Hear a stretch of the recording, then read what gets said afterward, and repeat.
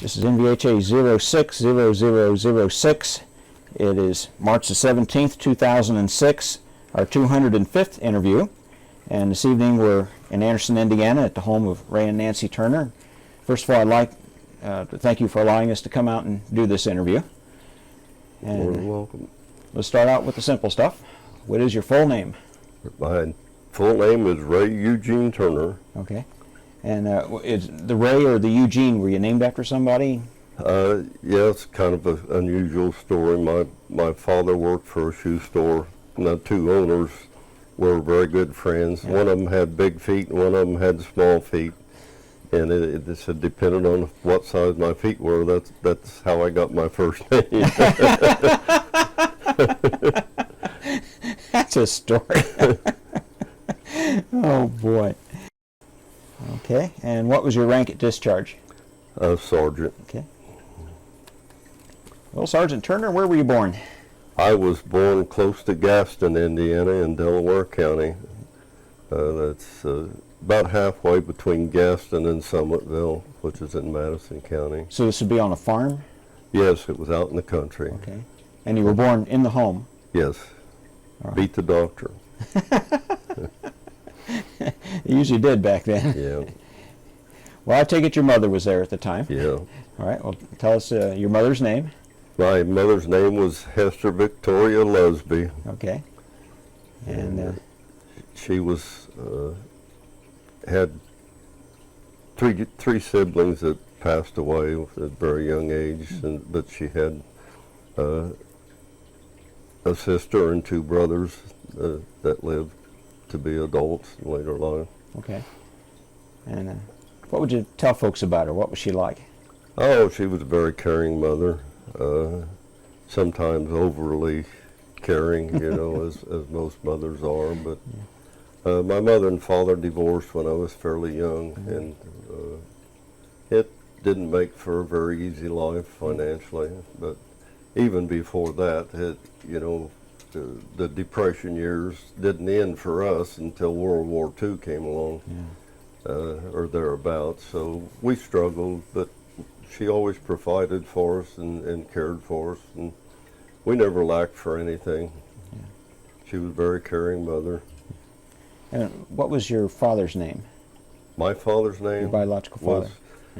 His legal name was William Hansel Turner, okay. But some people knew him by Bill, some people called him Hansel, some people called him Hank, and probably several other names. Did you get to know him very much, or? Oh, yes, I knew him. I was about 11 or 12 years old when they divorced, and then they saw us occasionally, but not nearly like it would have been if it had been in our own home. Yeah. Yeah. Well, it's hard for any kid to have to go through a thing like that. Absolutely. I always hated to be in that situation myself. I didn't like doing that to Emily, but those things happen. So, how long was it before your mother remarried? Well, it was probably about 6 or 7 years. My brother, I'm the youngest of 3 children, and my brother and sister both married right out of high school, and that left my mother and I, and my mother was crippled. She wasn't able to work, or not a lot of jobs. And my grandparents lived at Fairmount. We lived in Anderson at the time, so my grandparents enticed us to move up there. So we moved from Anderson to Fairmount at the end of my sophomore year in high school.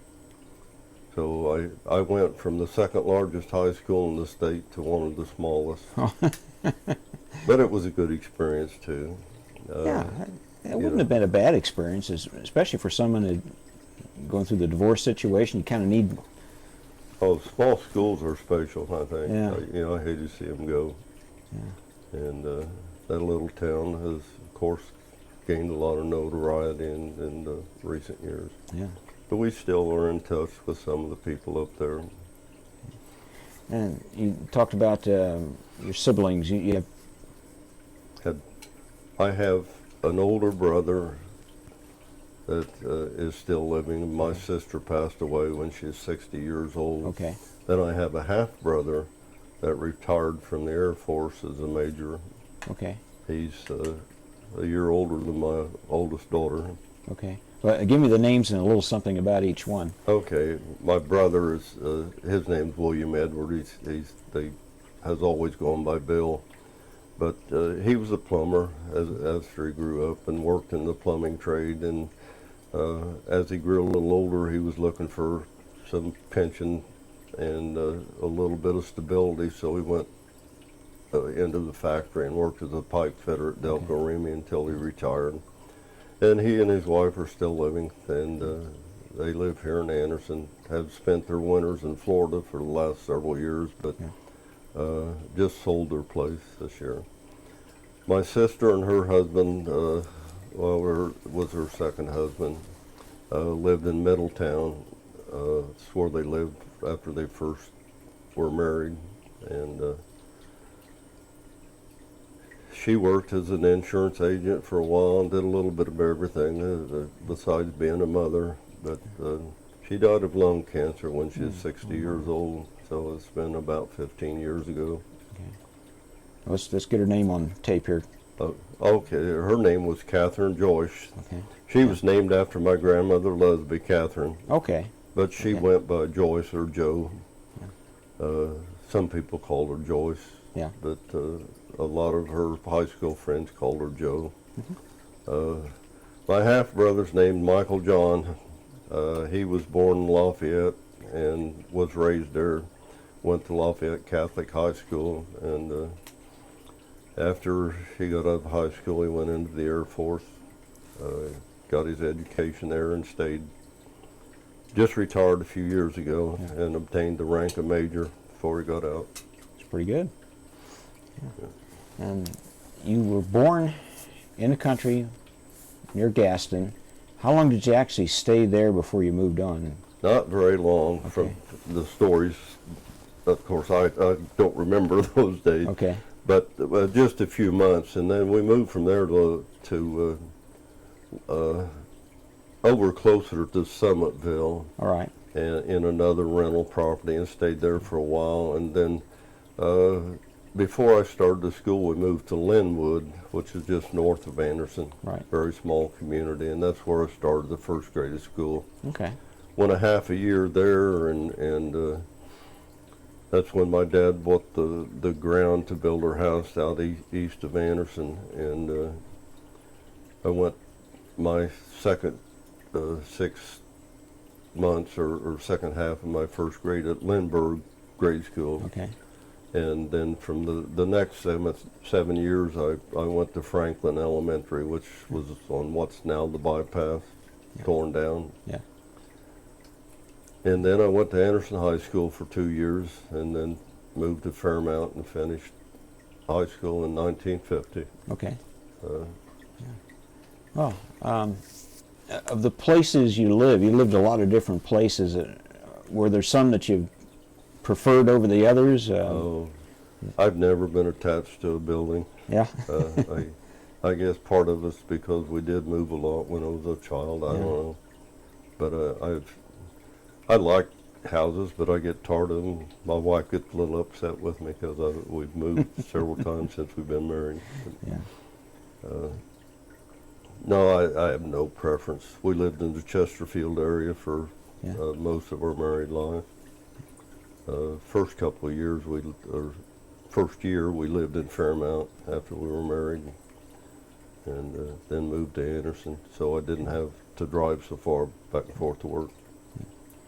Did you know your grandma and grandpa Turner very, very well? Oh, I knew my grandmother Turner. They were divorced also. Okay. Before I was born, I think, or before I was old enough to know. But my grandmother Turner died in 1948. She was a very jovial type woman, and she never remarried after they divorced. Her maiden name was Cates, and she came from a pretty large family, come up from Tennessee, and settled here. But yes, I knew her. I would have been like 16, almost 16 years old when she passed away. So I have a lot of fond memories of her. My grandfather Turner I knew not very well at all, although he lived here in town. Part of our family trait, I guess, is there was always friction in the family, and my father and his father did not speak to each other, and so therefore I didn't know him very well. But I was at Paul Bearer, his funeral, and he's buried up in Grant County. And facts of the matter, that's part of what got me into genealogy and going back to my family history, because he had no marker on his grave. And my uncle, before he passed away, wanted to get a marker, and the records were destroyed from the cemetery, and all I had to do was go by memory. And 50 years or thereabouts, memory's kind of not so great. But anyway, I got with the trustee. It's a township cemetery, and decided where we could put a marker, and I put a marker for him on his grave last summer. That's good. That's good. But I didn't know the man very well. But you did know your Grandma and Grandpa Lusby pretty well. Oh yes, very well. We spent a lot of time with them. See, Urban and Catherine? Urban Elda. Yeah. And my grandmother her maiden name was Manahan. She was born in southern Indiana, Jackson County, down a little town called Freetown. Sure. It's down by Seymour, Brownstown, and that's where a lot of my relatives are buried there. But my grandmother Lusby was born down there, and my mother was born down there, as well as my Aunt Lucille was born down there. And I have a lot of fond memories of there. And I knew my great-grandfather Manahan, too. Oh, did you? He died in 1945. What would you say about him? What kind of a fellow was he? I'll take it back. He was 19. I can't remember the exact year. Well, he was a pretty quiet man. He was very small stature, chewed tobacco. Facts of the matter, he got in trouble with his daughter many times for giving chewing tobacco to my uncle, who was just 2 years older than I am, and they used to sit on their front porch swing and spit tobacco juice in their flower garden, which upset her immensely. And that was in Summitville. But I did know him extremely well. Of course, being that young, my memories are vague, but I do remember him. And I can remember at the time he passed away and the difficulties that he had. But he was a very gentle man. And it was his father that was a medical doctor. And his wife was a rodman, and her father was a medical doctor. And she passed away when I was very young, so I did not know her. But that part of my family I have pretty good records of, and a lot of old pictures. When did your mom die? My mother died when she was 80 years old. Oh, it's been about 15, 16 years. She died just before my sister passed away. So it's probably been 16 years now. I'd have to go back and look exactly. And where is she buried? Yeah, she's buried over by Gaston. Okay. Have 4 generations of my family buried in that cemetery. Where Urban and Catherine? Yes. Are buried? Yeah. Okay. I remember. I've been to that grave. Thompson Cemetery. Yeah, Thompson Cemetery. It's back off of the road about a half mile. And it's an old cemetery, but well kept. That's where my great-grandfather George Lusby is buried, the one that fought in the Civil War. And then my grandmother Culbertson Lusby, her parents are buried there also. So my great-great-grandparents are buried there in that cemetery also. You were telling me a little bit about the Civil War story. He was captured and he was in the 82nd Infantry out of Ohio. Logan County, Ohio, and they, after they mustered, they went up to Virginia, and the first real battle that I have record of that he fought in was at Chancellorsville, which was a major battle. If anybody knows anything about the Civil War, and that's where he was captured. And probably the first day of the battle, I have two records. One says the first day of the battle, one says the second day of the battle. But he was sent to the Libby prison in Richmond, Virginia. Yeah. Spent probably 2 or 3 weeks there, just a short time. It's hard to tell exactly from the records, but he was either furloughed or exchanged, and then went back to his unit and was later injured by what they call grape shot at Dallas, Georgia, just outside of Atlanta. Okay. And he never returned to his unit after that. Yeah. But he lived and to be a pretty old man. He died in 1910. Was one of the last Civil War veterans in Delaware County to pass away. Yeah. I knew Urban and Catherine when they were older, but I don't know much about their younger life. I know Urban was a neat guy. He was. What? All right. But what would you? Do you have any memories of them when they were younger? Well, not really. My grandfather lost his hair very young in life, so he looked old. But he wasn't that old when we moved to Fairmount, and we lived very close to him. Well, we lived in the same building. He had an apartment building, but I worked for him in the summer months. He was a contractor, and so I was very close to him. And my grandmother was always very, very close to her children and grandkids. Yeah. So they were very loving people and family oriented. But there was quite a range in their children. From my mother was the oldest till my Uncle George Samuel, we call him Uncle Sam, my real Uncle Sam, who is still living in Florida, and he's just 2 years older than I am. Huh. But I grew up with those two. My Uncle Tom, or Jack, as we call him, were more like siblings than they were uncles because our ages was so close. Yeah. But there were 3 children in between the oldest two and the youngest two that died very young, 2 girls and a boy. Yeah. And my Uncle Tom told the story that when the last child died, they lived in Gaston, and he drove a nail in the door to hang a wreath, and he said, "This is the last time that I'll ever do that." And fortunately it was. He never had to bury another child in his lifetime. Oh, that's hard. I can't imagine being in that situation. It was pretty common back in those days for children not to survive. What kind of things did you do for fun as a kid? Oh, we didn't have any money, so we had to use our ingenuity. We lived close to the woods and the river over on the east side of Anderson, so I spent a lot of time in the, exploring the woods and finding old Indian arrowheads, which today are valuable. Then they were a dime a dozen. We just played with them and threw them away. But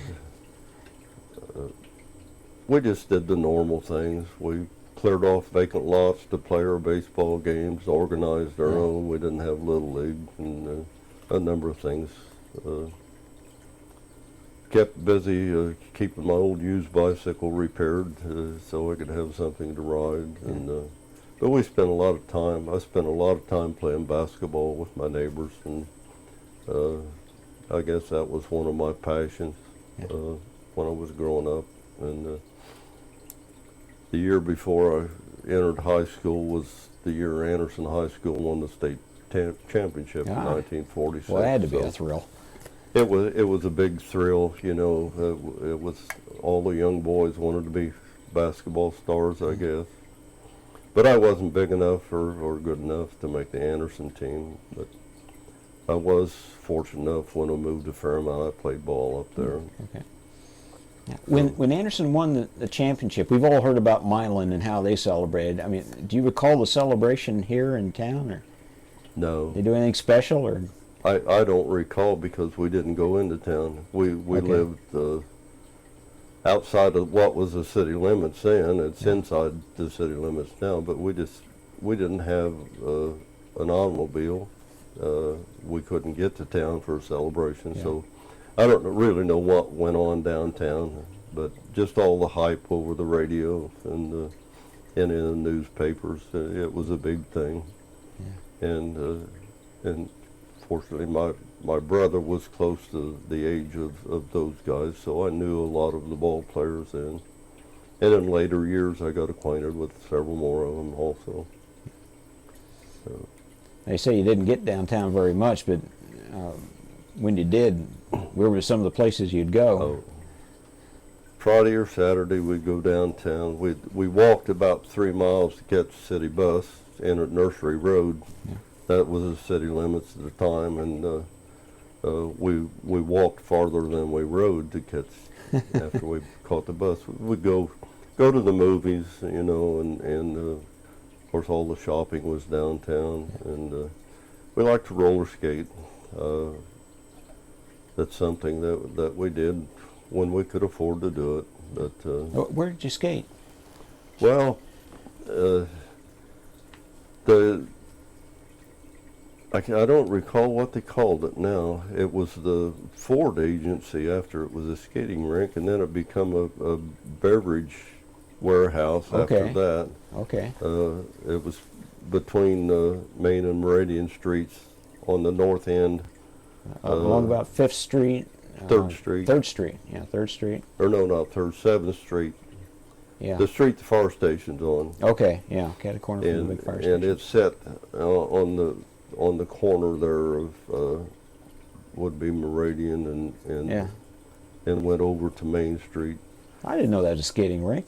A fellow by the name of Vernie Ayers owned it, and got acquainted. Well, one of my good friends that I grew up with on the east side of Anderson, he was raised by his grandmother, and after his grandmother passed away, his grandfather married Ernie Ayers' widow, so I had a neighborhood connection to the skating rink for a while, but it was a fun thing to do. You know, the old organ music and all the school kids were there, a lot of them, and but all the activities were downtown then. Everything seemed to revolve around the school, you know, and your friends in school. But we had a lot of good times. Didn't cost us much to do things back then. Nothing was organized like it is today for the kid. Yeah, it's a little too organized, and Yeah, very much so. kids can't use their imagination. Yeah.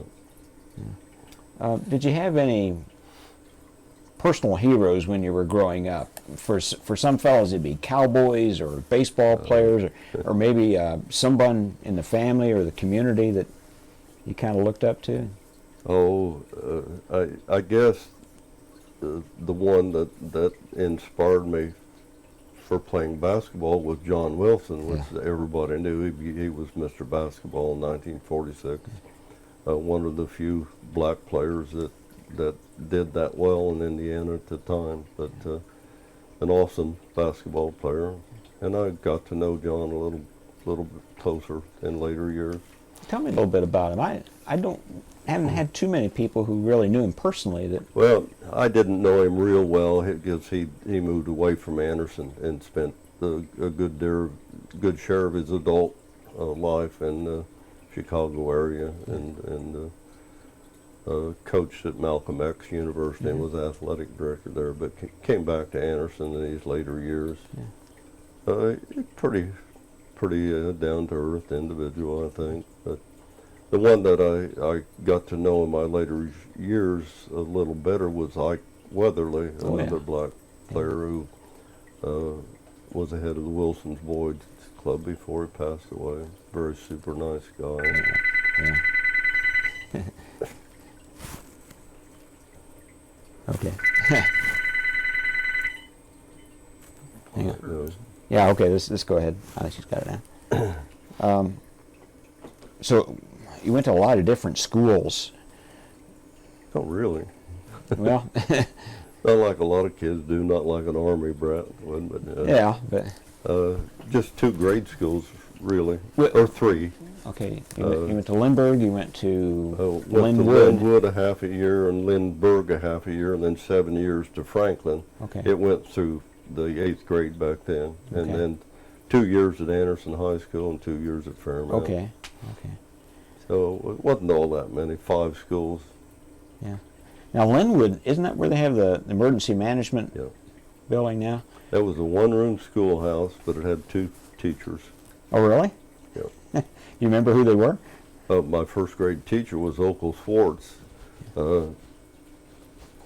I don't know the other teacher, but her daughter was my age, and her husband was the principal at Franklin Elementary, Ah. and that's where their children went to school. So I went all the way through grade school from 2nd grade through my sophomore year at high school with their daughter, Okay. and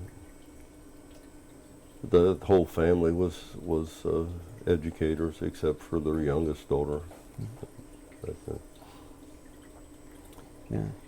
Now Franklin School is gone. It was a kind of a yellow brick building, whitish brick. It was a light-colored, on the corner of 38th Street and 109 Bypass or Scatterfield Road. Never actually been inside the building. Do you remember much about the inside of it? Or? Oh, it was 2 stories. All of the upper grades were on the 2nd story, and the lower grades were on the ground. We had a cafeteria at the west end of the building, but it was not an eat-in cafeteria. We went through with our lunch trays and took our lunch back to our desk and Okay. ate our lunch there. No air conditioning. It had a gymnasium, of course, and it was just a normal grade school. Pretty nice for that time. I think it was built by the WPA during Okay. that period of time, as many schools were. Yeah. But it was a country school. We rode the bus from 10th Street down Range Line Road and up Mounds Road and then down Scatterfield. Okay. If I stayed, in later years when I played basketball and my parents were divorced, my mother didn't have an automobile, couldn't afford one, so if I stayed for basketball practice, I walked home from Franklin School to back over on Lenox Street. That's a pretty good walk. Yeah, it was a pretty good walk, Good training, though. but I survived. But a lot of times, I could catch a ride with a neighbor, or somebody would take me home. But sometimes I had to walk. You remember any of your teachers from Franklin? Oh, yeah. One of my teachers I worked with at Guide Lamp in later years, I think she was a 5th grade teacher and only taught 1 year, but she didn't stay in the teaching profession, went to work in industry. But my 2nd grade teacher, her last name was Johnson, the tall lady. And after I got home from the military, I went to Ball State University, and she and I were classmates at Ball State, which is a little unusual to have a 2nd grade school teacher be a classmate in college. That would be. That'd be odd, yeah. And Lindbergh, was that in between the 2 schools, or you didn't say you went to Lindbergh after Linwood and then Lindbergh? Yeah, I went to Lindbergh the last half of my 1st grade year. Okay. And I have very little recollection of that. Wasn't there that long. But I was very young when I started. I was just I was 5 years old. You know, when I started was 6, I guess, shortly after I started, but no kindergarten back then. And when I got out of high school, I was just barely 17 years old, so left few options for me. Yeah. So you went into high school in 46? 46? Yeah, the fall of 46 Okay. was my first year of high school. Now, well, let's back up a little bit. Do you recall where you were when you heard about Pearl Harbor?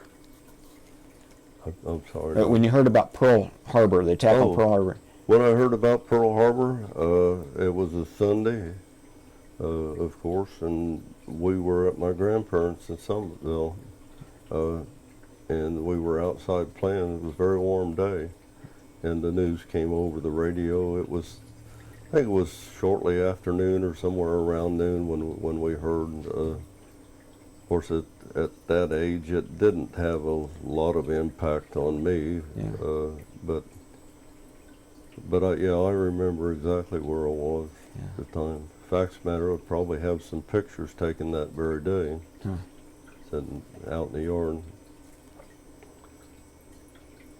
But it of course, impacted all of our lives for the next several years. Well, you went from the poverty of the Great Depression, all of a sudden, boy, people were going to work. Yeah. Did your mom work outside the home? Not until after we moved to Fairmount, and she worked in a little factory very close to home there. Okay. She was in an automobile wreck before she and my father married, and it overturned, and the running board severed her foot, except for the leaders in the back. Oh, my. And, they sewed it back on, but she was crippled the rest of her life. Yeah. She wasn't in a wheelchair or anything, but it was an obvious handicap to her and couldn't stand for long periods of time. Yeah.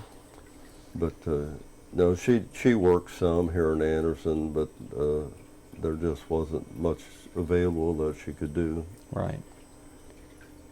And Did you get involved in any kind of scrap drives or bond drives yeah, or anything? I can remember as a kid we used to collect milkweed pods. Okay. I don't have real vivid recollections of it, but we used gunny sacks to fill them up, and I think we sold them. I think they gave us maybe a quarter or 50 cents a bag, and as I recall, they were supposedly they used those to make parachutes out of. It was a synthetic type silk material that they wove from the milkweed pod. Huh. But no, I didn't get involved in any bond drives or anything. And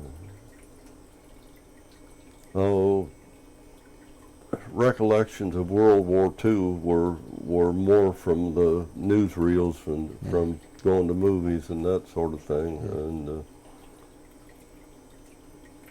course, I had some relatives that served in World War II.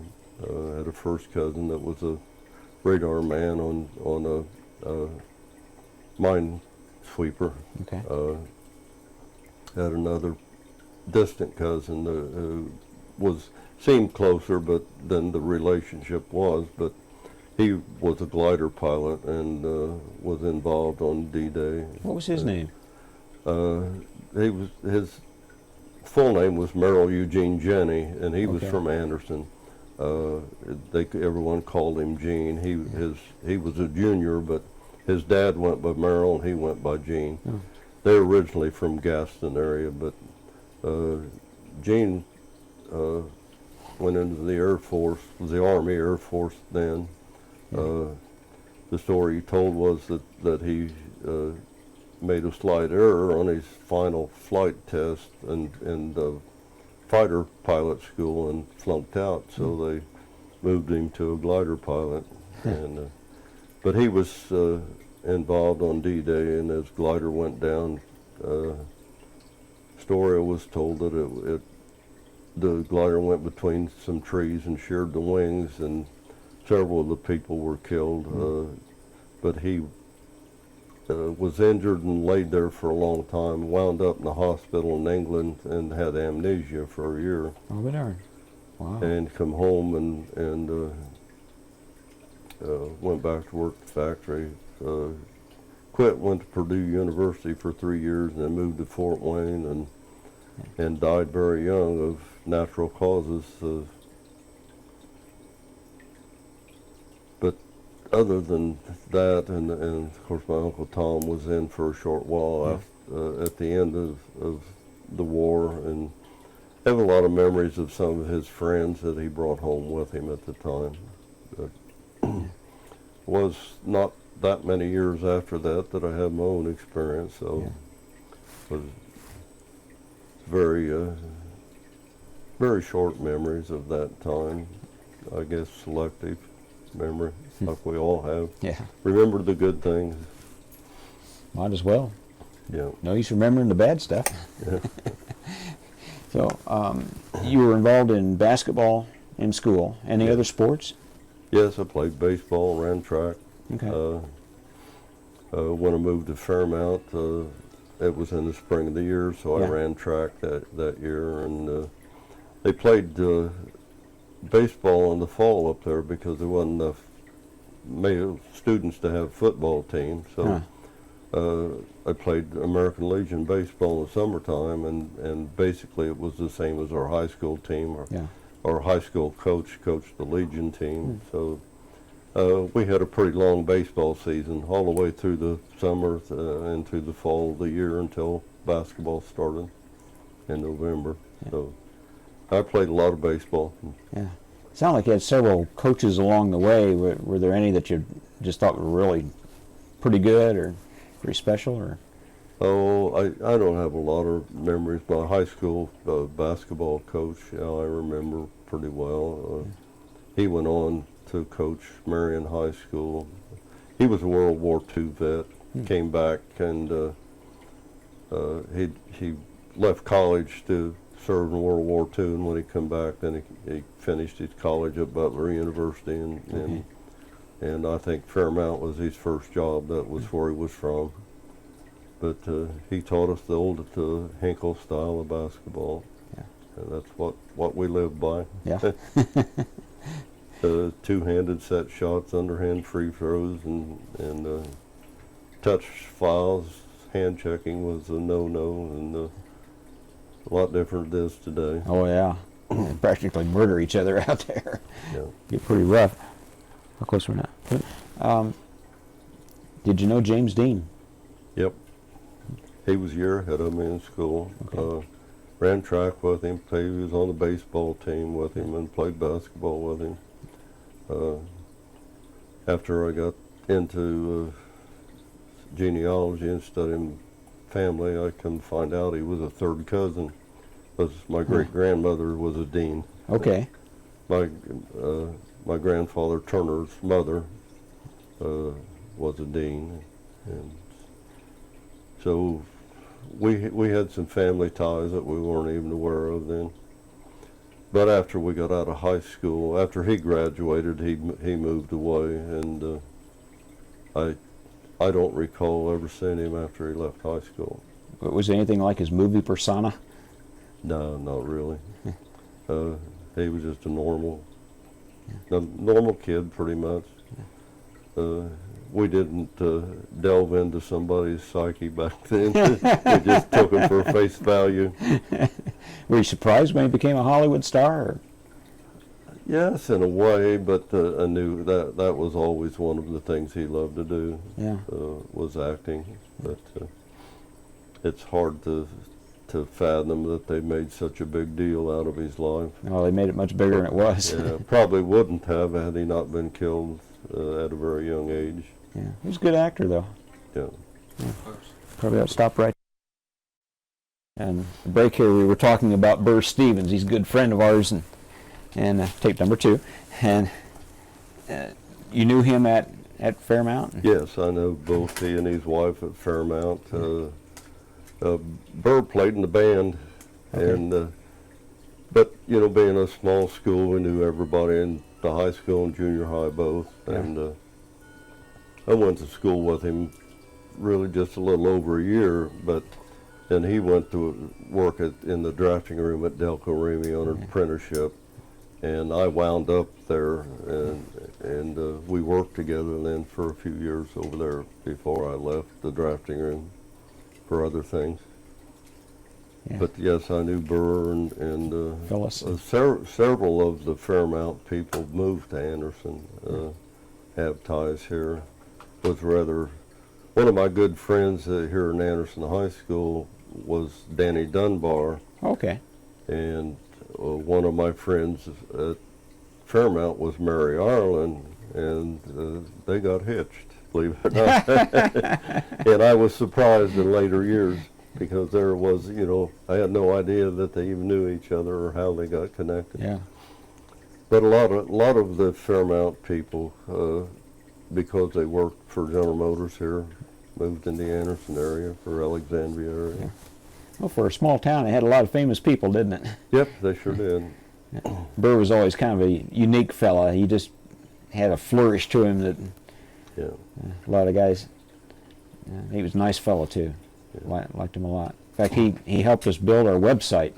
Oh. So the very first website we had was the one he built. So Yeah. we owe a great deal to him. When James Dean died, I mean, were you still in Fairmount at the time, or were you Yes, gone? well, my wife and I had just been married about a year, Okay. and our oldest daughter was just a baby at the time. My wife had just come home from the hospital when he was killed, and we lived right across the street from the high school at the time. Because my wife, you know, we had a new baby, we didn't go to the funeral, but we went to the funeral home. But I don't have a lot of recollections about anything that went on, because I did not go to the funeral, and I didn't see any celebrities that came in or anything. Just saw a big bouquet of roses that Elizabeth Taylor had sent to him. Oh, really? But other than that, I don't have a lot of recollections of what went on at the funeral or anything. Yeah. Did you feel like, gee, I lost a friend from high school? Did you feel like, here, I've lost a friend from high school? I mean, Oh, we weren't that close. Yeah. No. I had other classmates and schoolmates that were a lot closer to me than he was. Yeah.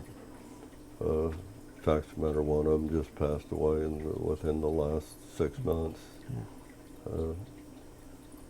Well, I had a group there was 5 of us that ran around together, and I was the youngest. The other 4 guys graduated in 1949. I graduated in 50. I think they wanted somebody to teach all their bad traits. You know. One of them became a state trooper. Another one became a manager of the little factory in Fairmount in later years. Of course, I worked at Delco Remy.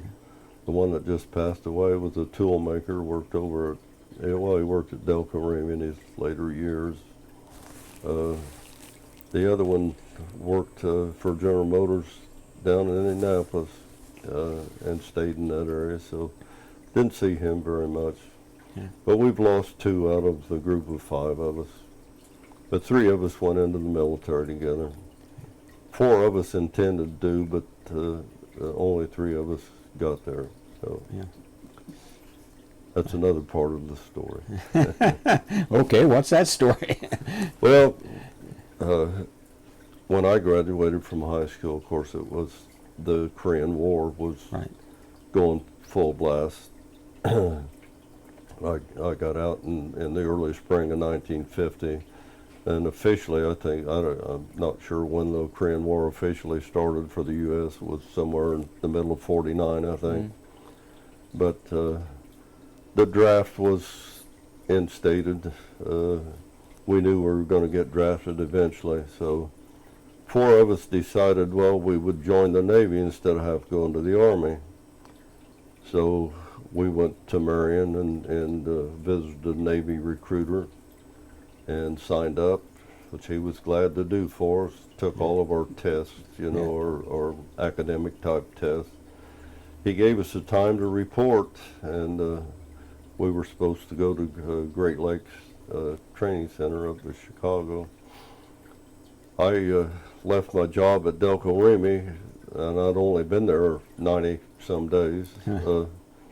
Took a military leave, and about 3 weeks before we were due to leave, so I'd have time to have a little fun and put things together before I left. But we went to Marion the Saturday morning. We were supposed to leave, and at that time the Navy and the Army and the Marines, or not the Army, the Navy, the Marines, and the Air Force had quotas on for enlistments because everybody was trying to stay out of the Army. Right. Well, when we got to Marion that Saturday morning, the recruiter told us, said, sorry, I sent 4 other guys that were closer to being drafted than you guys were, so you can't go now. One of the guys backed out altogether. 3 of us left the recruiter's office and went around, joined the Army, and left on Monday morning. Yeah. So that's when I left Delco Remy on military leave, they thought I was going into the Navy, and when I come back, they thought I had been in the Navy when I had actually spent 3 years in the Army. Yeah. But that was quite an experience when we first were sent to Indianapolis, of course, to take our physicals. Yeah. And on Washington Street?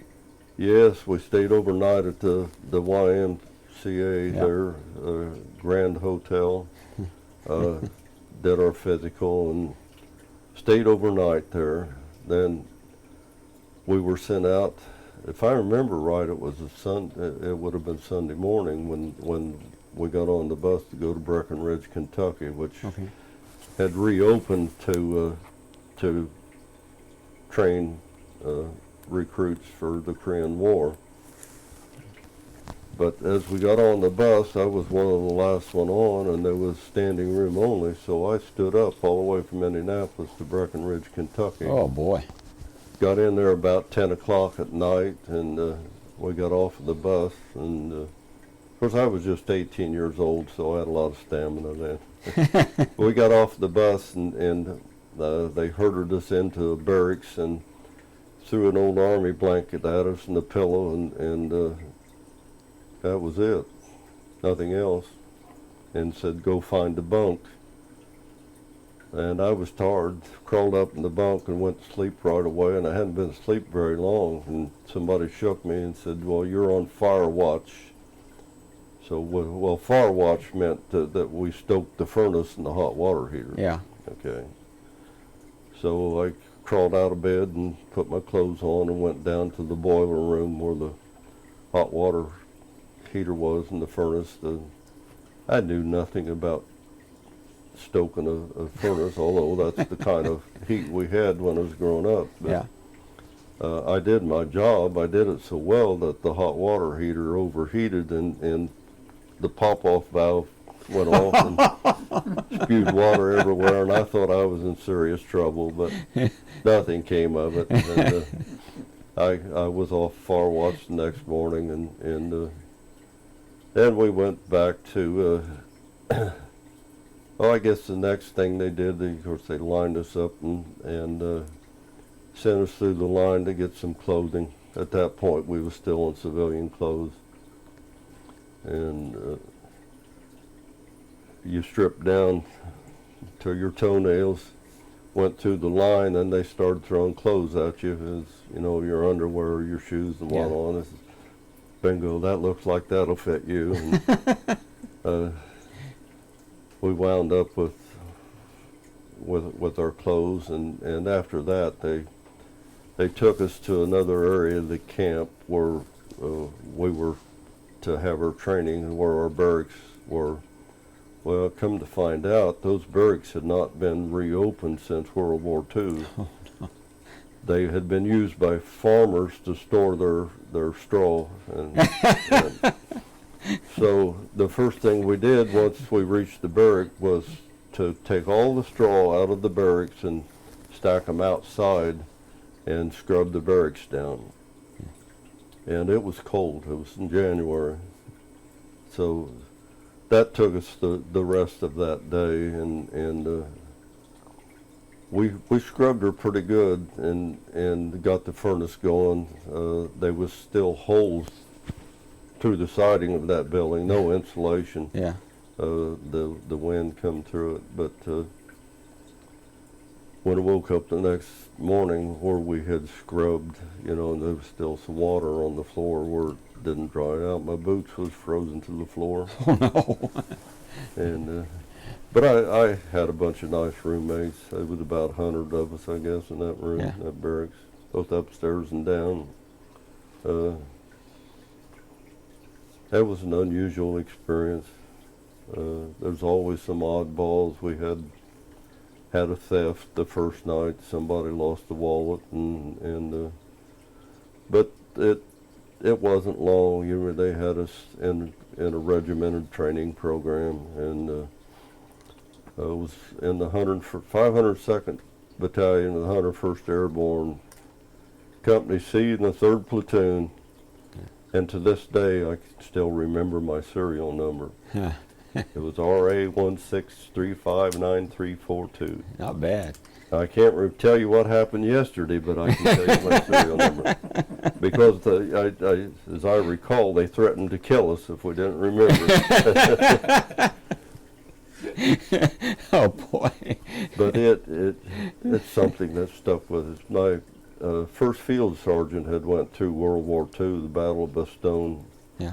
His last name was Pope, remember him well. And we thought he was something different. He was tough on us, but for a reason. Yeah. And of course, we went through all of the normal classroom training for weapons and was familiarized with every weapon available at the time, from a BAR to a bazooka and the 45, the carbines and the M1s, the whole bit. Spent our time on the firing range, and I guess we were about three weeks into our basic training when they lined us up. It was a very cold, rainy day, and they lined us up to get our flu shots. Everybody had to have a flu shot. So I stood in the rain in a Parker, a raincoat for an hour trying to get my flu shot. Well, I wound up in the hospital with the flu. Oh no. And I spent, if I recall, I was in the hospital 5 days. Holy smokes. Had I stayed one more day, I would have been recycled in basic training or started over again. Oh boy. But they let me out. I think they didn't want me to recycle and start over. Yeah. So went back to my unit and finished. We did the normal things towards the end, was the bivouac for 2 weeks and the infiltration course and all that stuff. Live ammo, tracers firing over your head while you're crawling through under the barbed wire and all that stuff. Went through a mock village. It was just wasn't plywood back then. I don't think it was just stick houses, that were set up to assimilate a small town.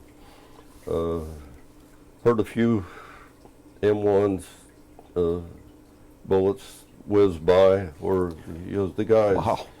not being experienced, weren't always accurate where they fired. But when we went through the infiltration course, of course, they fired the tracer bullets at night over your head so you could see them. You had to crawl under the barbed wire for several hundred feet and come out the other end. But on bivouac, the thing that stuck in my mind the most was we had to stand perimeter guard around our bivouac area, and I was assigned my shift. And when it come my turn, the guy woke me up, and I went out and did my hour or 2 hours, I don't recall which it was. Went back to get the guy up that was supposed to replace me. Well, I woke him up, and he sat up in his pup tent, and I thought he was going on to guard duty. Well, lo and behold, the guy laid back down and went down back to sleep. Oh boy. So that guy and I spent some time digging a 10 by 10 by 10 hole to dump garbage in. So I learned from that experience that you don't trust someone just to do what you think they're going to do. But I survived, and it got. We went through 3 months of basic training, which was a little bit longer than they spent in World War II, because I guess they felt like we had more time. Yeah. But when we finished, we fell out in formation on Saturday morning to hear our orders read, and they read a few names off where guys were going to specialty schools and staying in the States. And then they told us all the rest of us were being shipped to Germany unassigned to replace the reservists that had been called back for World War II that were stationed there. And you probably could have heard us for 100 miles away, all the hoops and hollers, because we weren't going to Korea. And everybody thought that's where we were going, and I always like to believe that we had guardian angel on us, I guess. Yeah. But we went from there and came home for 2 or 3 weeks before we were shipped out. Went to Cincinnati to pick up the troop train, and went to Camp Kilmer, New Jersey, Right. waiting for our boat to go out. Well, all this time I was together with the 2 other guys from Fairmount that I went in with. What were their names? Kenny Thurston and Wayne Mitchner. Okay. Okay, Kenny Thurston's the one that just passed away recently. But anyway, we got to Camp Kilmer, and from the train station to the camp, we were in the back of 2.5-ton trucks, with real comfort taxis. But they put our duffel bags, everything we owned, in a 2.5 dump. Well, when we got there, they dumped all the duffel bags out in a pile and said, go find your duffel bag and go over there and line up to be processed. Well, my 2 buddies found their duffel bags right off. Mine was at the bottom of the pile. And I got in line quite a bit after they did. They shipped out for Germany 2 weeks before I did. I stayed in Camp Kilmer 2 weeks, and they were gone within a few days. Oh, for heaven's sakes. I don't recall a lot. We did. It was a loafing experience. It didn't really have anything for us to do. What was Kilmer like at that time? Cold. Yeah. Yeah. I don't recall a whole lot about it. It's the normal Army barracks, the old wooden structures, and the PX and mess halls were all. I got acquainted with somebody, I don't even recall his name. We went into Newark, New Jersey one weekend, and I got that put on. Regretted it ever since, but I was just 18. But one of the unusual things I think that happened while I was there was a guy that had been AWOL for something like 3 years that reported back in there. They didn't even know he was AWOL. Oh, for heaven's sakes. He turned himself in. Oh, gee. That stuck in my mind. What did they do to him, do you know? I don't know. Huh. I just heard the story and briefly met the guy. I'll be darned. But we waited our time until our ship was ready to leave, and by that time it was starting to warm up a little bit. So when we got ready to ship out, of course it was in New York Harbor, and they took us over again in 2.5-ton trucks, I believe. And we got on board the ship, and they assigned us to our bunk, a nice stateroom I shared with 300 other guys. I was clear at the bottom, at the front of the ship, Yeah. and knew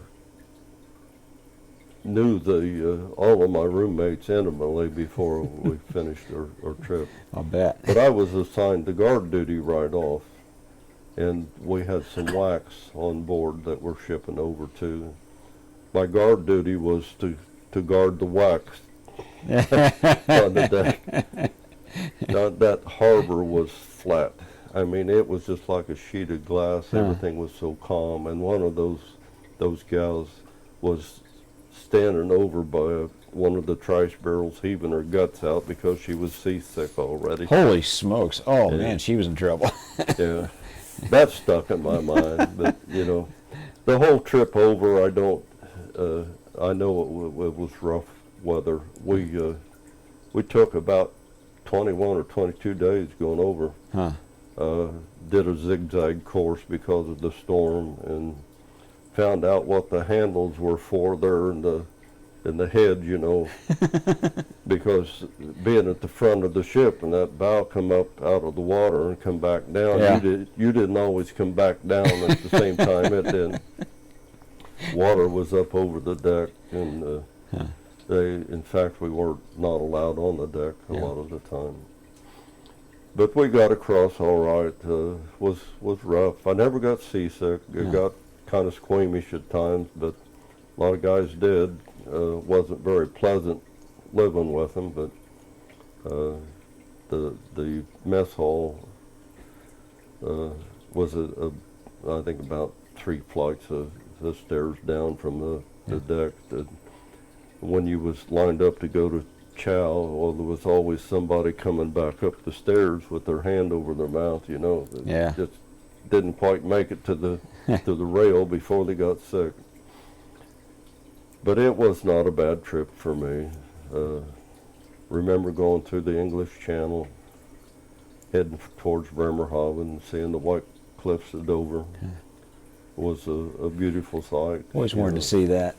I'd never been much of anywhere, until that time. Well, I'd been to Florida and out to the state of Washington, where my brother had lived for a while, but never been overseas. There I was, about 5,000 miles away from home and barely 18 years old. Yeah.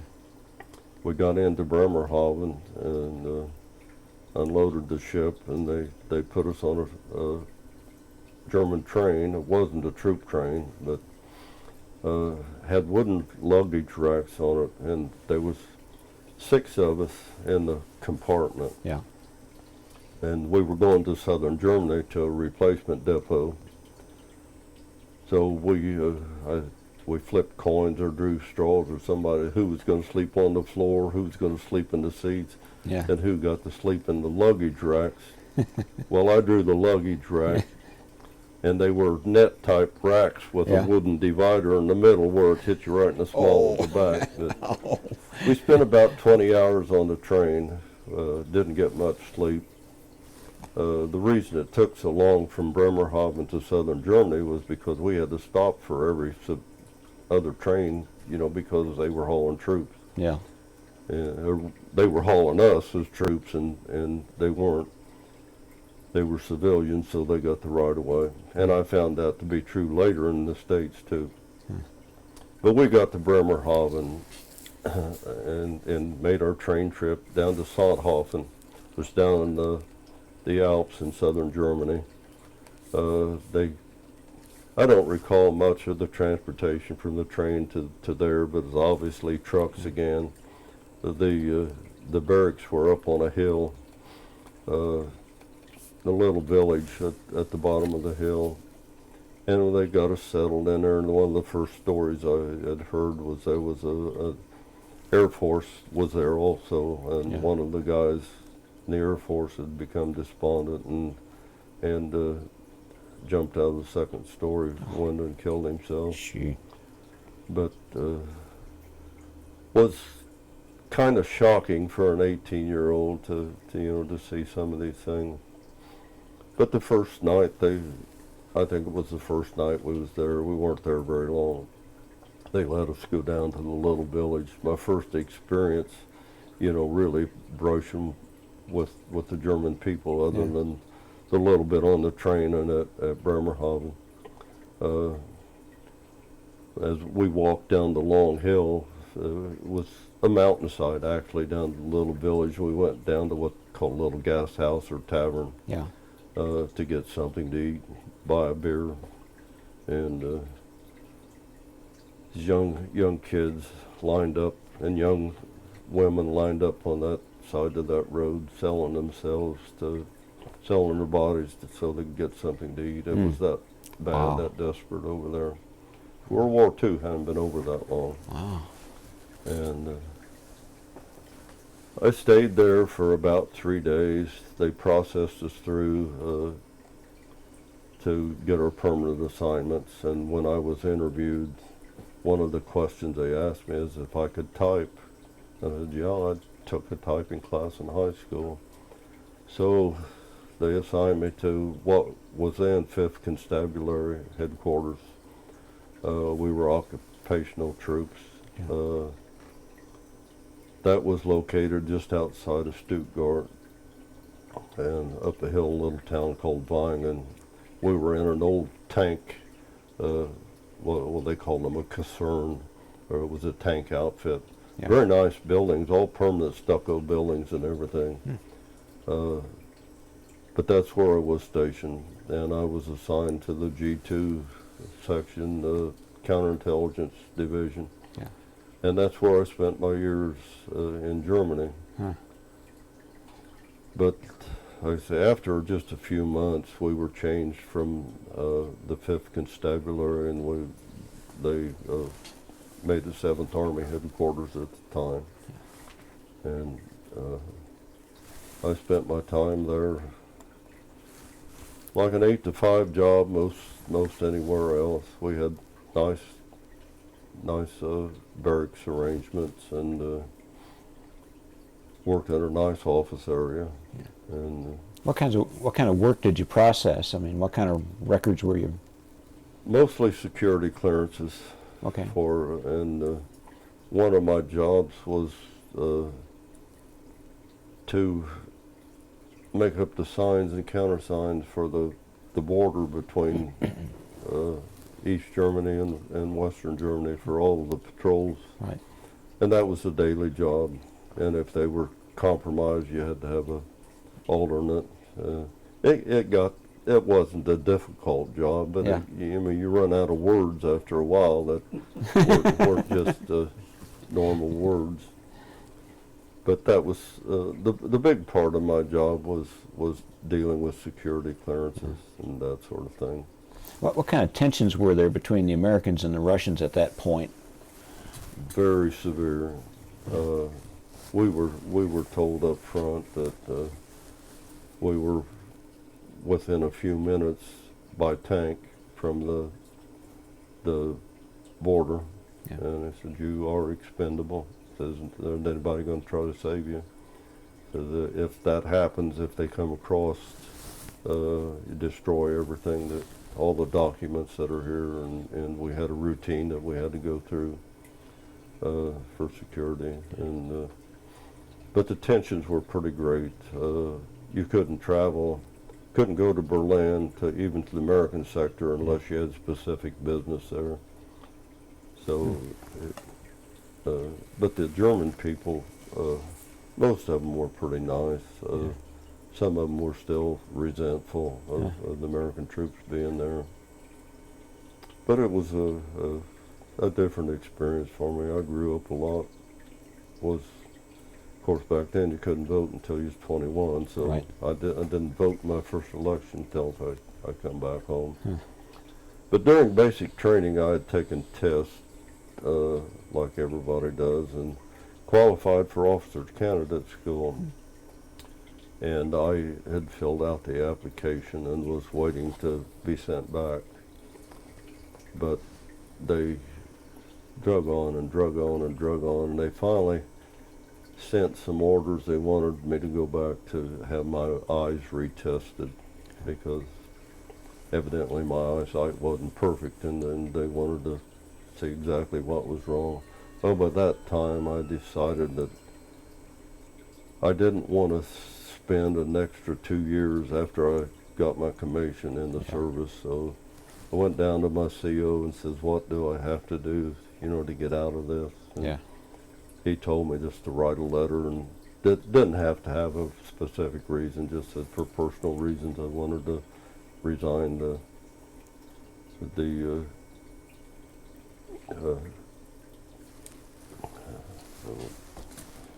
anyway, I sent in my letter of resignation, so that was out the window. But I had already gone to Munich and went before a board of officers to be interviewed and everything, and passed that. And who knows what would have happened had I went on. Are you kind of sorry you didn't go through with it, or? May have stayed in and been involved in Vietnam. Yeah, that's true. So we make a lot of decisions not knowing, the outcome in later years. So. Yeah. But I recall then, I had some good friends from all over the United States, and had a buddy from New York that was Jewish, and towards the end of our tour there, we did a little traveling. We went to England and was there a couple weeks after the Queen was coronated in London. Oh, neat. And he being Jewish, he met a Jewish girl while he was there, and I didn't see him till we got ready to leave. And What was his name? Fly to France, and we went to Paris from there. Yeah. But another trip, we went to Rome on train. We had to go through the Austria and the Russian sector, of course, to get through. And we spent a lot of times in Switzerland. We went to Zurich on a 3-day pass, a weekend pass, but I saw a lot of country. I was on the Isle of Capri and saw Rome and the Vatican City and all of that, thanks to Uncle Sam. And then sat and waited till it was time to come home. Got antsy. Broke out in a rash from just nerves, about 3 months before time to come home. I had not talked to any of my family on the phone or anything all that time I was over there. Just letters. Couldn't afford the phone calls. Yeah. Or didn't think I could anyway. But I could have. I bought a few cars while I was over there. Yeah. The last car that I had was a '39 Mercedes. Was the old 4-door, the same type of car that Hitler rode around in. Really? The thing had a tilt wheel on it, had the lock steering wheel on it at the time. Straight 12 engine, six gears forward, spring tension shift. Paid $365 for that car. Holy smokes. And I had the opportunity, I could have had it sent home, and because I was up to sergeant rank, they would have shipped it back for me free of charge. No, I just couldn't get them worked on over here. You couldn't get parts for them or anything. Oh, boy. No. It's one of the foolish things that I did. Would have been worth something today. I today. should have had it shipped home and set up on blocks. It was a small fortune. Barrett Jackson would have loved you by now. Good old hindsight. Yeah. But when we got back, I came through New York again on the way home. Got in just before Christmas, 1953. We sat in the harbor, set out away from the harbor overnight. Yeah. They brought us in the harbor early on the morning. That morning, I don't know what day of the week it was, but it was bitter cold. So they had to clean the ship up. So we had to gather up our duffel bag, all of our belongings, everything we owned was in that duffel bag. Went up on that cold deck, and we stood from about 6 o'clock in the morning until about 2 in the afternoon before we got off that ship. When I went down the gangplank, my feet and legs were so cold I couldn't even feel my feet. I just plopped down. Gee. And went on back to Camp Kilmer, New Jersey from there. and spent overnight until we got on a troop train. We got in Camp Kilmer. There was no warm water. Their water heaters were bust or something. You hadn't been stoking the water here. That's had to take cold showers. We got on the troop train and then went to Fort Sheridan, and because it was just before Christmas, they couldn't process us out, so we all had leave time, most all of us. So they sent us home on leave, mandatory.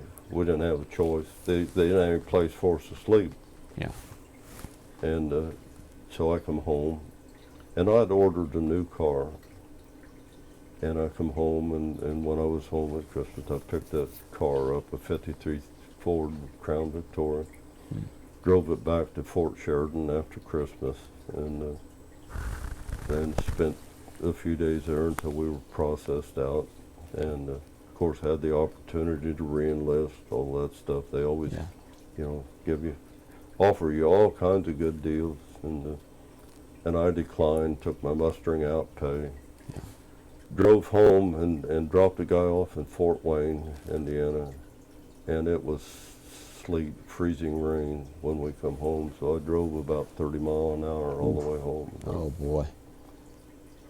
But when I come home before Christmas, I didn't tell you, I got into Marion on a train, and it's about 10 o'clock at night. My mom and stepdad didn't know I was coming home then, or when I was. They knew about it, the time, but not exactly when I was going to be home. So I got off the train about 10 o'clock at night. Fortunately, there was someone there from Fairmount, and he saw me in my uniform, my duffel bag, and I had no way to get from Marion to Fairmount. No taxis going that direction, or buses. I was fortunate enough the guy took me home, dropped me off my front step, and I got in the house probably close to midnight or so. I don't know, maybe it was, I think it was more like 1 or 2 o'clock in the morning. Woke my mom and stepdad up, and then Mom and I sat up the rest of the night talking. Happy to see you home. Yeah, Huh?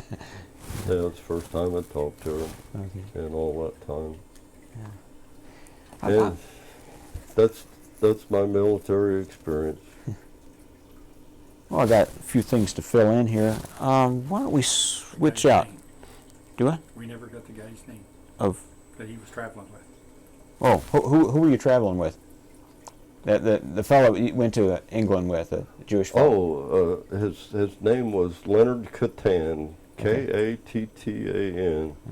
And in recent years, I stayed in touch with some of my buddies for a short while after I got home, but then lost track. And in recent years, I thought I'd try to look him up.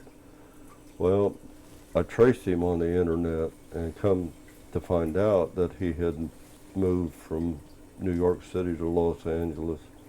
And Leonard Catan is not a common name. No. But I found his Social Security death record, and he had passed away about 2 months before I actually located him. Oh, that's too bad. I didn't pursue to contact his widow or anything. But we were very close friends all the time we were in. Yeah. It's about like a brother to me, really. That's too bad. Okay, yeah. A few questions. I got some things to fill in here from what you've told me. First of all, Sergeant Pope in basic training. Any idea what his first name was? No, I don't. I knew a Leon C. Pope from Alabama. And This fellow had been to the Battle of Bastogne, that I know, because he told us more than once. And, he reiterated several times that I'm doing this for your own benefit, for survival, because we all thought we were going to Korea. Yeah. And he was pretty tough on us, really. Yeah. But he was still a kind man, but he was tough, Right. He made us do our job. did he tell you much at all about what he went through when he was there? Nope, he didn't talk about it. Yeah.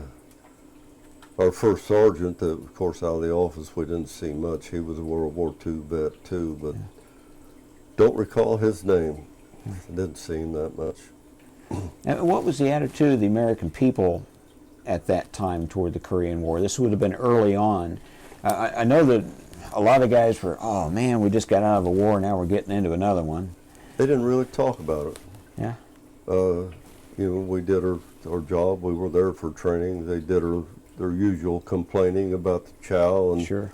and all the cold weather and everything that we had to do, but they didn't really talk about the politics of a war or anything. Yeah. It's just something that you do. Yeah. Because you're an American. It's part of what you're supposed to do, to serve your country. You feel like the American people still had a good amount of respect for the military at that point, or? Oh yeah, definitely so. Yeah, good. Although, the people that actually fought over there when they come back, or Indians for that matter, you came back and blended in. There was no parades, nothing. Yeah. Just you got back. Says when you're going back to work, and that was pretty much the end of it. Yeah. But in retrospect, I have a lot of different view about that war and a lot of the wars since I've grown older, and the politics of the wars and the wrongs and the rights, and it's even back to the Civil War. Yeah. A lot of mistakes, a lot of people's lives lost unnecessarily. A lot of things done strictly for political reasons, no matter what they tell you. Yeah. So what were your thoughts about the Korean War? It sounded like you have a pretty good idea of some pretty strong feelings about the Korean War. And at the time I thought that was my duty. Yeah. As I look back now, it appears to me that we got involved in a civil war that we really had no business in. Mm-hmm. We fought the Chinese more than we did the North Koreans. Yeah. And I knew several people that actually fought over there, but it was not a pretty war at all. Yeah. I mean, you draw a line and you don't cross the line. You chase the enemy so far, and that's all the farther you cross them. It wasn't a good war. I don't think we gained anything from it. Of course, Truman, I think, was a strong president from the standpoint he didn't let anybody push him around. Yeah.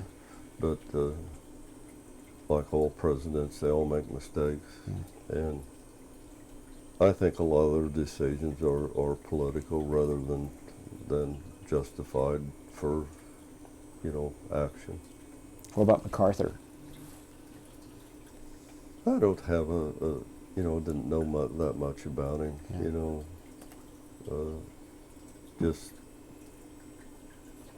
World War II stories that I saw in movies is my biggest recollection of that war. Yeah. Although I saw the devastation of the war when I got off the train in Stuttgart. Of course, that's where Bosch Electric was, the equivalent of Delco Remy Right. here.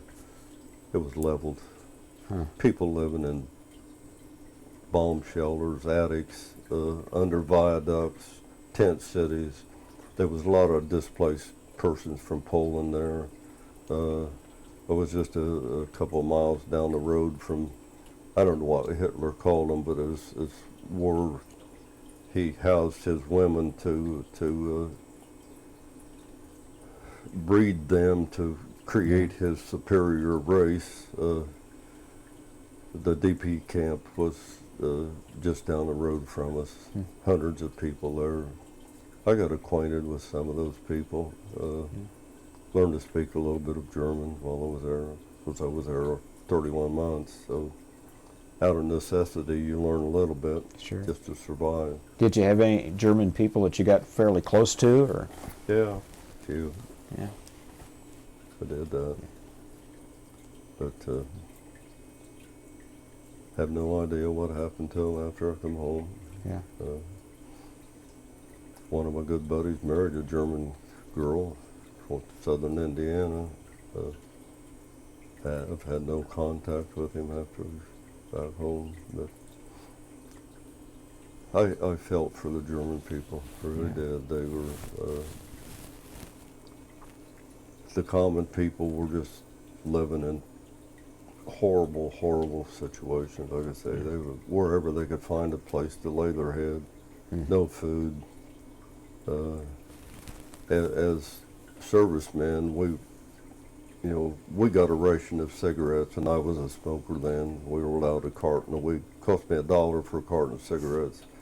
Well, I could trade one package of cigarettes to have my laundry done by a German for a week.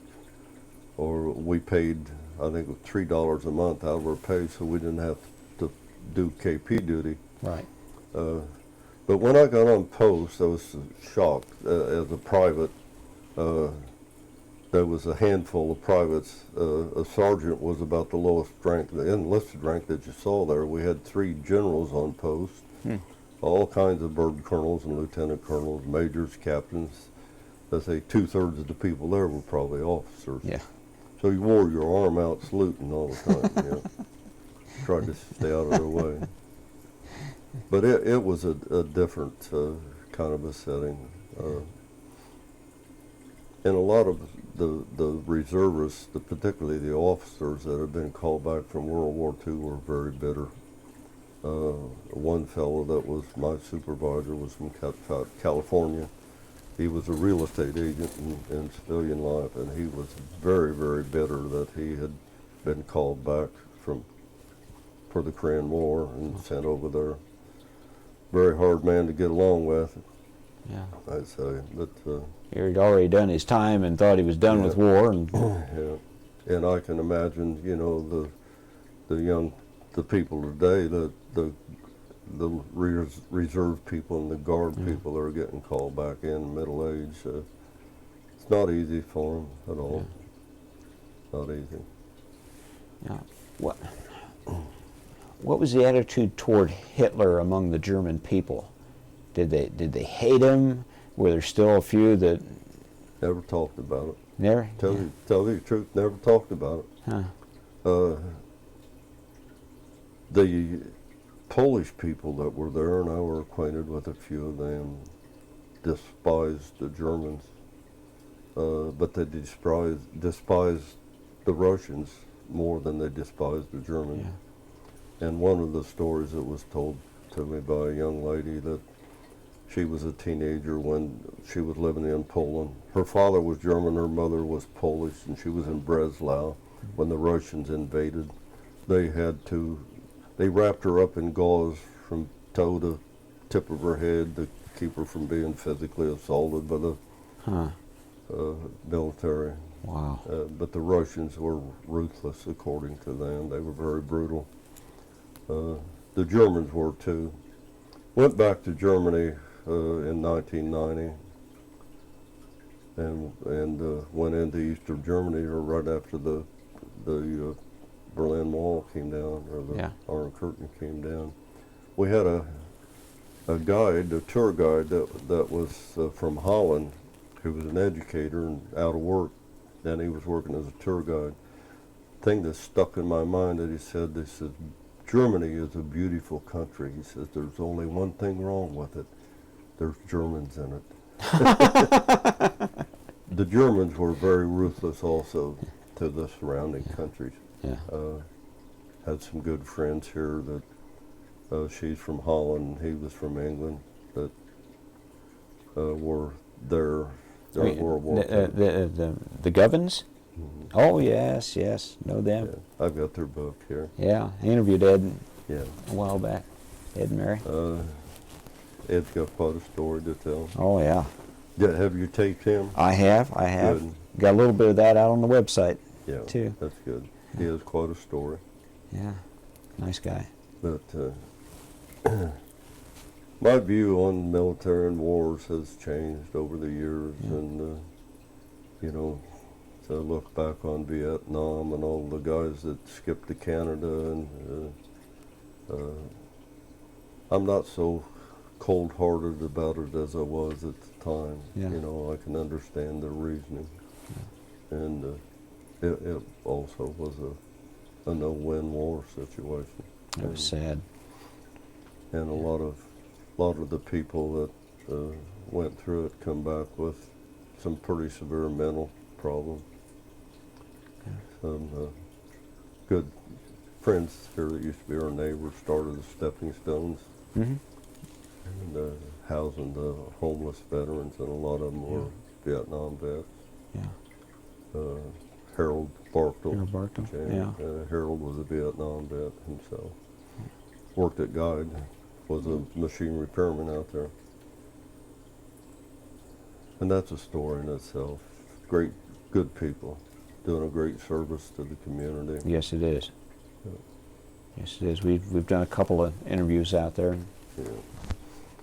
But my views of wars have changed over the years. It's not all gung-ho like you were at 18 years old. You know, like you're going to live forever and no one's going to harm you. Yeah.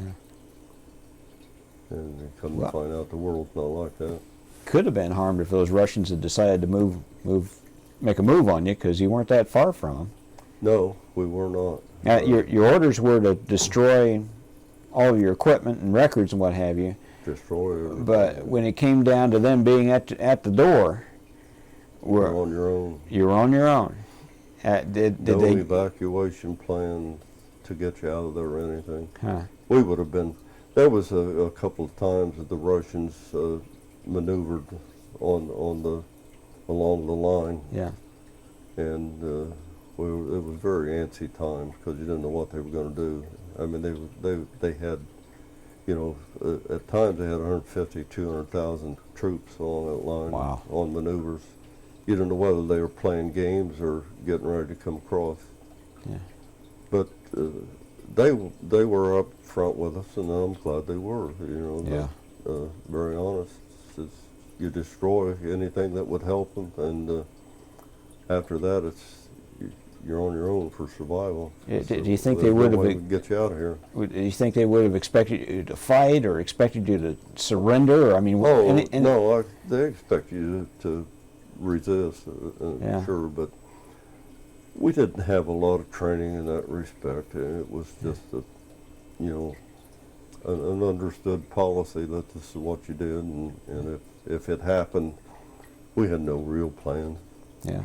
The evacuation plan, of course, was to move out of our permanent buildings into the field, out in the woods, and the Black Forest from the inside is not a very pretty place, particularly in January. Gets cold, Yeah. very cold, and dark. Yeah. But we spent a few weeks there too. We had to go on maneuvers once in the winter and once in the summer. Yeah. And it was to practice the evacuation, you know. And that always amazed me because we went on maneuvers with joint services with the Air Force. Right. And we were on one side of the bivouac area, digging foxholes, sleeping in pup tents, and the Air Force was over here showing outdoor movies and having beer parties. And, you know, we were blackout, digging foxholes, going by the rules. That's why the guys wanted to join the Air Force. I could see that. Yeah. When you were over there, did you have any USO shows, or? Yes, we did. Did you? Vic Damone was over there. Oh, was he? At the same time. In fact, he was stationed there. But he lived downtown Stuttgart in the Graf Zeppelin Hotel instead of on Army barracks. Yeah.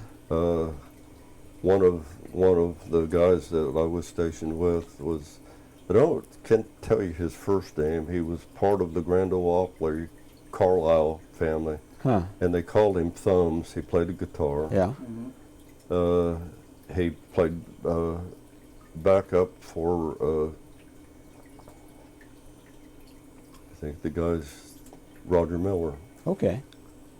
And I saw him out here at Mockingbird Hill Park after he was playing with Roger Miller in later life. But he was, he played at the USO Club. They had other programs there. We had a movie house. We had a gymnasium. We had a bowling alley. Yeah. Had a little bit of everything there. We really had a pretty good life there because it was a permanent Panzer or tank Right. concern for the Germans. Well built. Had a lot of pock marks in the side of the building from machine gun strafing, but we lived in 2-man, 4-man, 6-man rooms. Yeah. Had a pretty good, really. Couldn't complain. Had good food. Got to go downtown about any time we wanted, off hours. Yeah. But it was a good experience to get to know some of the people over there too. And I kind of regret that I didn't stay in touch with some of them, really.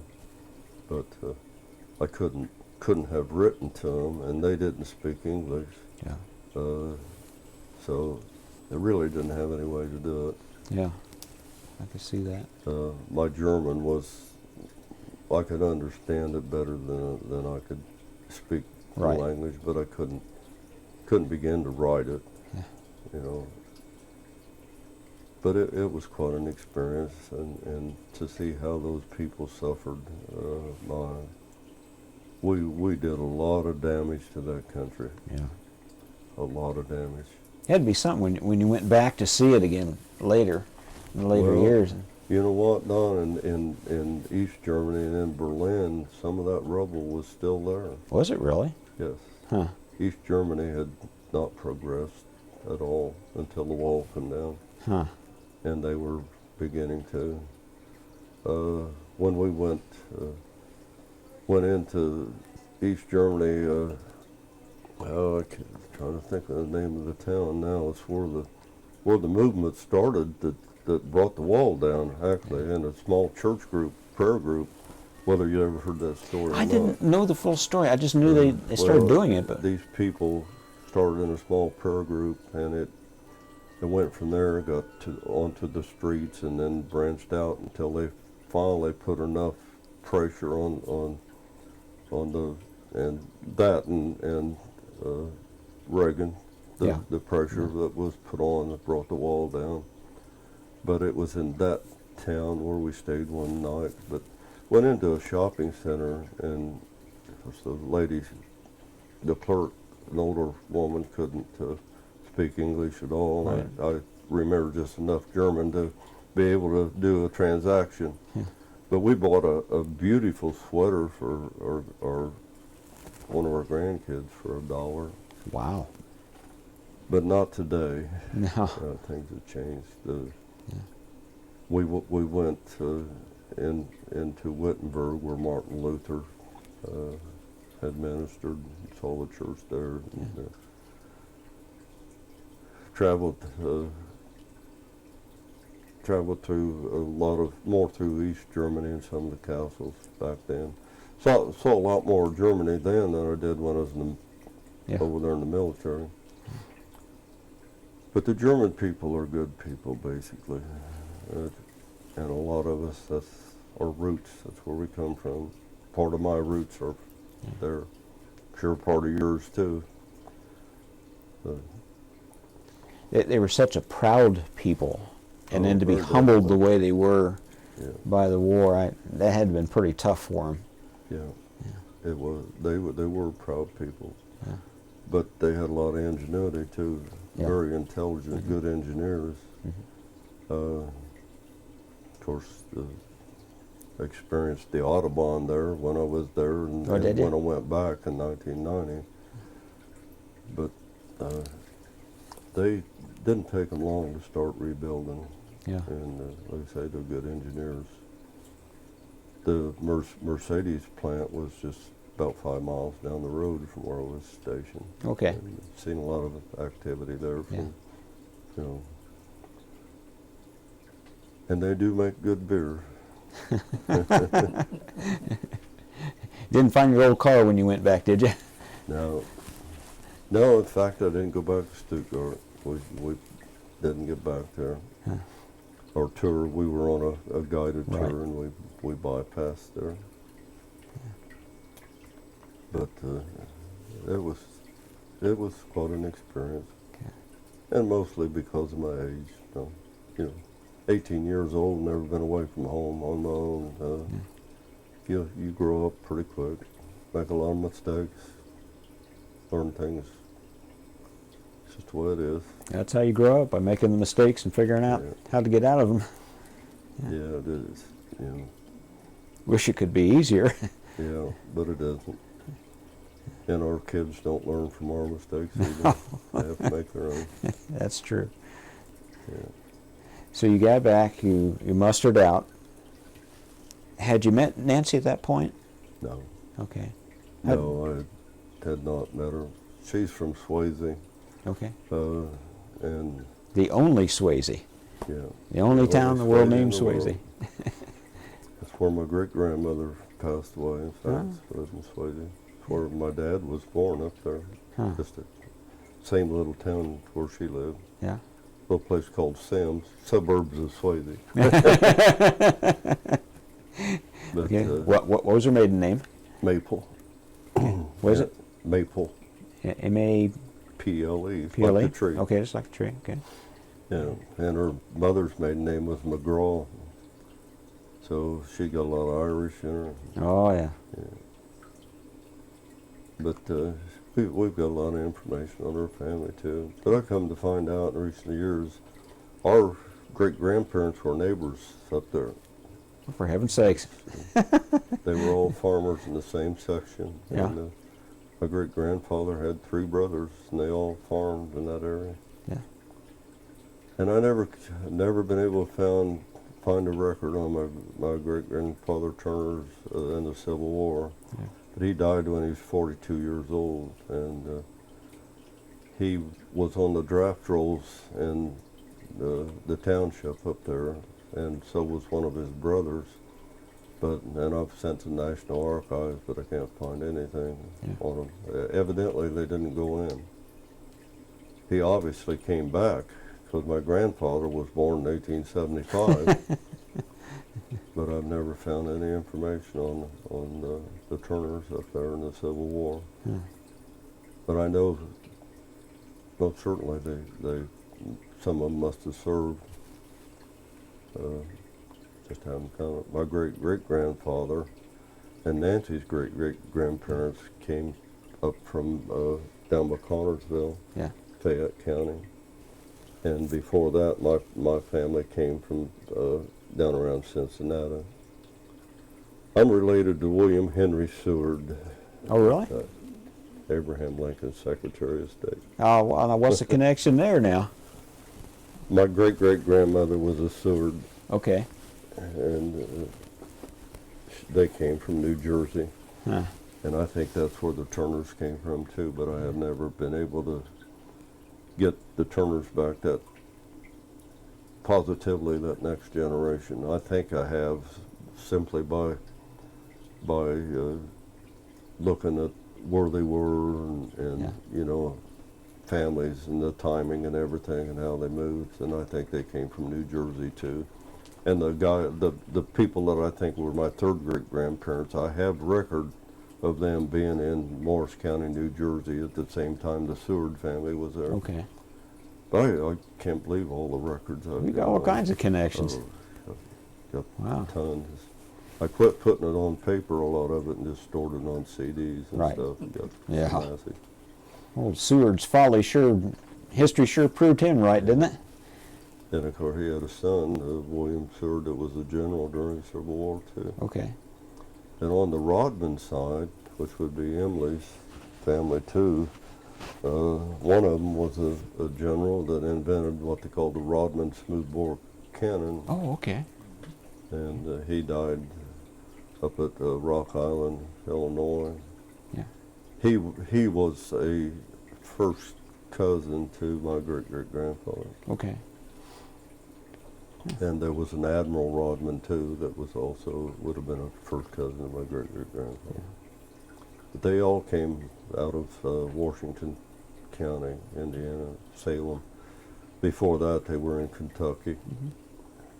I think they all followed the Ohio River down from the northeast, out of Pittsburgh. So how did you meet Nancy? Blind date. Yeah. I used to tell people we were both blind. So what's the story there? Mutual friend. her brother was still in the military, and his girlfriend. Yeah. They weren't engaged or anything, but the fellow that I knew from Fairmount, we all four went out together one time. I guess you'd call it a date. And that's how we met. So, how long did it take you to figure out that she was the one? Oh, I guess only dated about 4 or 5 months before we got married. Yeah. It was the summertime. We got married in October. Where were you married? We were married in Marion, Okay. but we lived in Fairmount. Yeah. After we were married until our first daughter was born, and we lost our rental house and had to move out because the owner had to move back in. And Yeah. we just decided we could move closer to where I was working. Sure. So we moved back on a Thanksgiving Day, a borrowed farm truck, virtually no money, and we bought a house with a borrowed down payment. And moved into it on East 31st Street behind the mattress factory there in Anderson. And we lived there until after our second daughter was born, outgrew the house, and we moved to Chesterfield. Lived over there until recent years.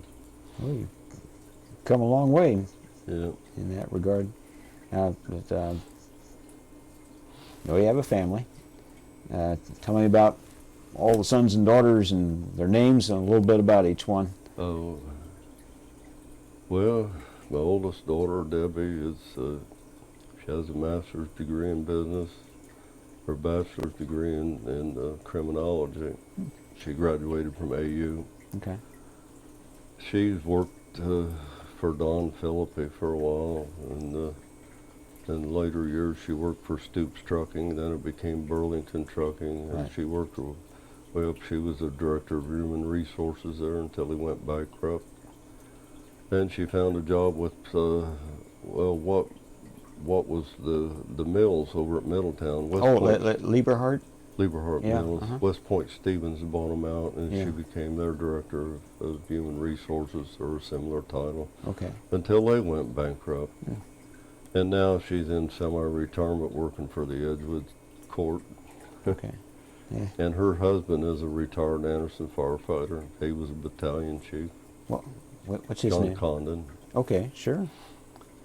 And our second daughter's a special ed school teacher. She married a fellow from Frankton. Last name was Walser. All of her children go to the Frankton school system. Okay.